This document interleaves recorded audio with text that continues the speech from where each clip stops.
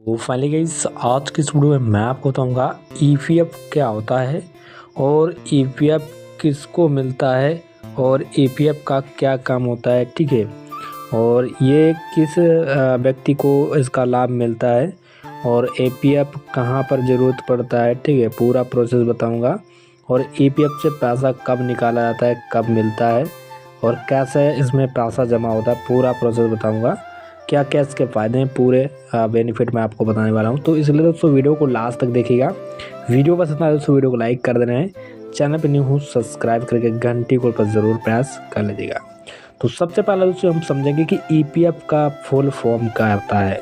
EPF का full form होता है एम्प्लॉयज़ प्रोविडेंट फंड ऑर्गेनाइजेशन। ठीक है, तो ये दोस्तों एक श्रम रोजगार मंत्रालय द्वारा जारी किया गया है, जिसमें दोस्तों इसका उद्देश्य ये है कि जो रिटायरमेंट के तौर पर जो इसमें वित्तीय सुरक्षा होती है, जैसे कि पेंशन हो गया, बीमा हो गया, लाभ हो गया, ऐसी बचत सुविधाएं जो इसके अंदर आती हैं। ठीक है, अभी इस योजना का जो पंजीकरण होता है, यानी कि जो इसका फॉर्म भरा जाता है, जैसे कि कुछ प्राइवेट कंपनियों में एम्प्लॉयज़ काम करते हैं, तो वहाँ पर कंपनी वाले जो है ईपीएफ का जो खाता होता है उनको अनिवार्य किया जाता है, उनको बनवाना पड़ता है, उनको वो कंपनी खुद बनाती है, जिसमें जैसे कि 10 कर्मचारी लागू किए गए हैं, तो 10 कर्मचारी का जो मासिक अगर वेतन उनका 15,000 रुपये है, तो उनमें उनको जो है ईपीएफ उनका खाता खोला जाता है कंपनी में। ठीक है, कंपनी में उनका खाता खोला जाता है और ईपीएफ एक खाता होता है। ठीक है, तो जैसे कि दोस्तों अब इसमें जो खाता होता है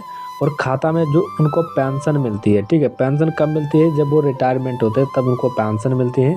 और उस खाते में जो पैसा आता है वो किस प्रकार से आता है, उस खाते में पैसा जो होता है, जो एम्प्लॉयज़ है उसके खाते से 12% काटा जाता है और जो सैलरीज देता है, ठीक है, जो भत्ता होता है, ठीक है, जो कंपनी का मालिक होता है वो 12% देता है। तो 15 का 12% और 15 का 12% टोटल 36% जो है वो ईपीएफ खाता में जमा होता रहता है। ठीक है, उसके बाद ये जब आपका वित्तीय वर्ष में जैसे कि आपका जब बढ़ जाता है 8-10%, 8-8.5%, 8 से 80% हो जाता है, तब दोस्तों यहाँ पर जो है आपका इसका लाभ मिलता है।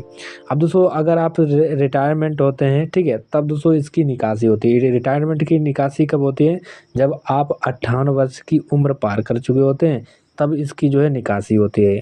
अब बाई चांस कभी ऐसा भी होता है कि दोस्तों यहाँ पर अगर होता है कि जैसे कि 2 महीने की बेरोजगारी के बाद आप पैसा को 100% निकालना चाहते हैं या 1 महीने के बाद 75% आप निकालना चाहते हैं, तो ऐसे में दोस्तों अगर मृत्यु, विकलांग या नामित व्यक्ति की पूरी राशि जो मिल जाती है, जैसे कि अगर आप विकलांग हैं या फिर आपके मृत्यु हो जाती है, तब दोस्तों यहाँ पर आपका पैसा निकाला जाता है। लेकिन दोस्तों यहाँ पर अगर आप उसके पहले निकालना चाहते हैं, तो दोस्तों यहाँ पर आपका जो है 5% यानी कि 5 से 10% आपका पैसा निकलता है, और वो भी 5 से 10 साल के बाद और टैक्स के साथ।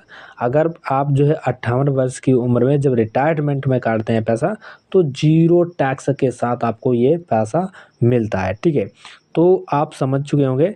अब दोस्तों यहाँ पर आपको बता दें कि ईपीएफ खाता होता है, उसमें यूएन नंबर होता है। यूएन नंबर होता है 12 अंकों का, जैसे कि हमारा खाता होता है उसी प्रकार उसमें भी एक यूएन नंबर होता है और उसमें 12 अंक का वो खाता होता है। और इसके तहत दोस्तों जो भी इसके अंदर प्रबंधन होते हैं, ठीक है, जो भी इसके अंतर्गत होता है, जैसे कि निकासी ऑनलाइन का जो सिस्टम है, उसमें केवाईसी भी अब अपडेट कराना पड़ता है। ठीक है, तो ऑनलाइन इसका एक ऐप है, जिसमें दोस्तों यहाँ पर आप जो है ऐप के जरिए दोस्तों पासबुक का ट्रांसफ़र, क्लेम जो भी है वो सब देख सकते हैं। ठीक है, तो उसको आप एप्लीकेशन को भी लॉगिन कर सकते हैं।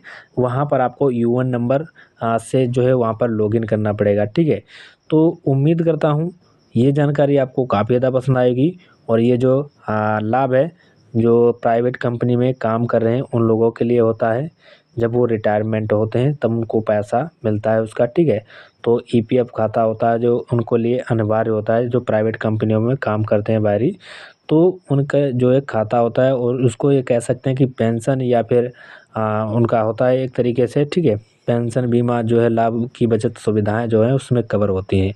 तो टोटल मिला के दोस्तों ये सारा कुछ होता है ईपीएफ खाता में जो उनका पैसा जाता है। तो दोस्तों ये जो संस्था चालू की गई थी वो 1952 में चालू की गई थी और भारत सरकार द्वारा चालू की गई थी। ठीक है, तो आशा करता हूँ, उम्मीद करता हूँ ये वीडियो हमारी आपको काफ़ी ज़्यादा पसंद आएगी। पसंद आए वीडियो को लाइक